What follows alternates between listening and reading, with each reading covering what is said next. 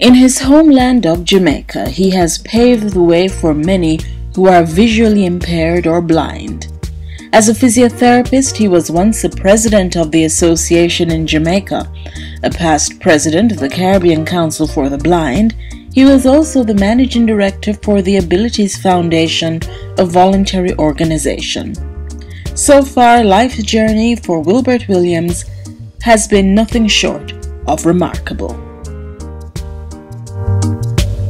I was, to all intents and purposes, born blind because at birth I got too much oxygen, and that resulted in my blindness. You know, when you're placed in the incubator as a premature baby, and in those days the monitoring wasn't as good as it ought to be. So I ended up being blind, and thank God other things didn't give me a problem, because they say that with that kind of situation you are likely to have mental disorders, mental deficits.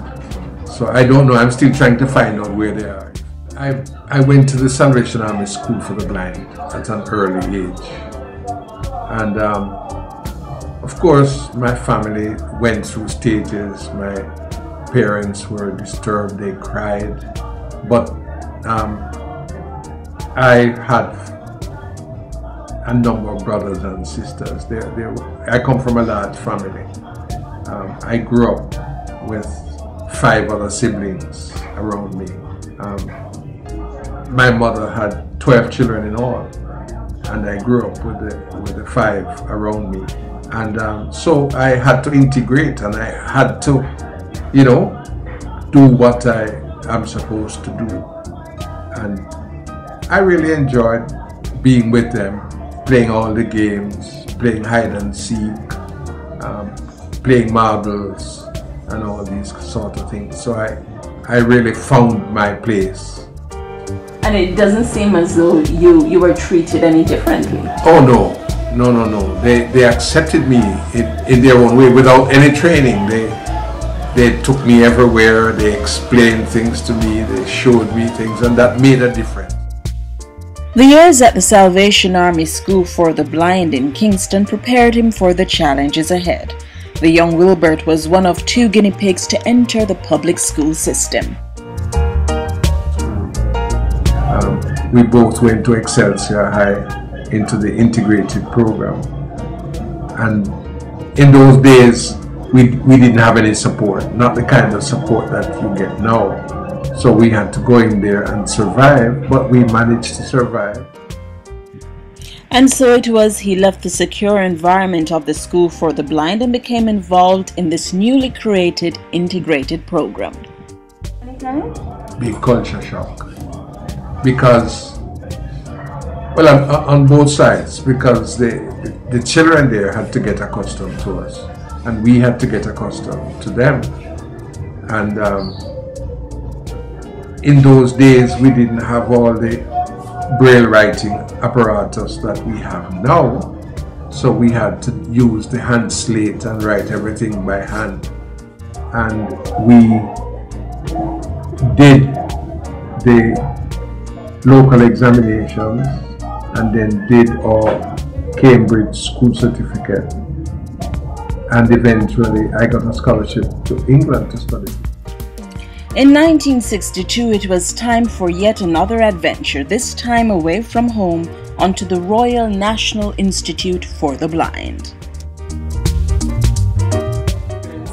Well, that was another culture shock, having gone there and having, you know, fortunately for me, I went straight into the Royal National Institute for the Blind School of Physiotherapy, and they had a very good hostel, and that hostel also had a library, so we didn't have to walk up and down with braille books. Books were at the hostel and books were at the school, so all that you were required to do is to read and retain, remember what you had to do. As he jogged his memory of the days in England, he remembered an incident that left him extremely proud to be Jamaican. when they found out that people in Jamaica were really interested, you know, because I was one of the first. There were two of us who went up. I was one of the first students from Jamaica to study at the school in England. When they discovered that senior figures in Jamaica took an interest in us, it made a difference. For example, I'll never forget that when Sir Hugh Foote retired, he came to visit us at the school, and the principal, you know, really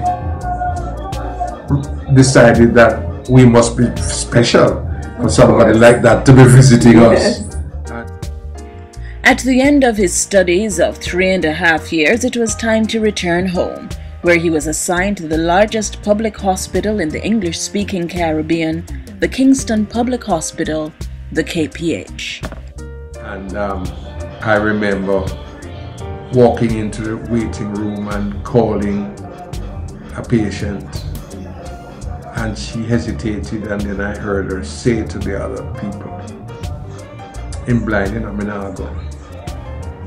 And that kind of broke my spirits, because you know, when you qualify, you come home, you think you're going to change the world, you know. And so I went back, and I was so upset, and I said to my boss, "She has refused," and she said, "Well, call somebody else." And I went out and called the second lady, and she said, "If you now go, me now go neither." And I know that I was in trouble. And this went on for a while until my boss went out and said to them, "Well, you know, all the other people have caseloads, and so you're going to have to wait until the end of the morning if you don't want to be treated by Mr. Williams." So she said, "Go back out and call the first lady." And I went out and called her, and she said, "All right, now give a chance, but if anything happens, me and him." So she went, and I took her information, tried to take her history. I think she got more of my history than I got of hers. She was curious. Yes, of course, but she allowed me to administer the treatment. And then she came out and said, "Oh, him all right, him can treat you, him can treat you." And that was my certificate. I think that was more important to me than the certificate that I had obtained from England. Because after that, I didn't have any problems. Wilbert Williams eventually became a force to be reckoned with, working at other institutions such as the John Golding Rehabilitation Center and the Bustamante Hospital for Children. And I think blind people all over the world can attest to this. You do the job, but when it's time for promotion, there's a little bit of hesitancy.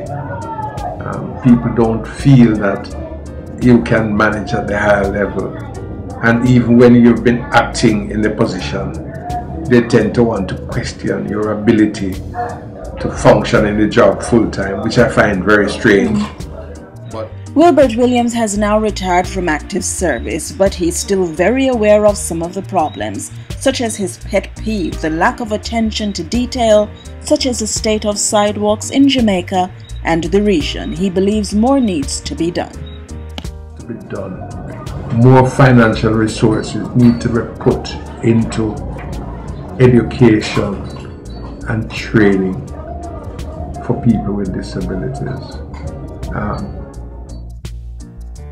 Wilbert Williams believes that nothing in life happens by chance, and his message to the disabled in today's society is simply this: is that your life is still before you, and you need to, the sky is the limit. If you are prepared to work, the technology will allow you to do all that you want to do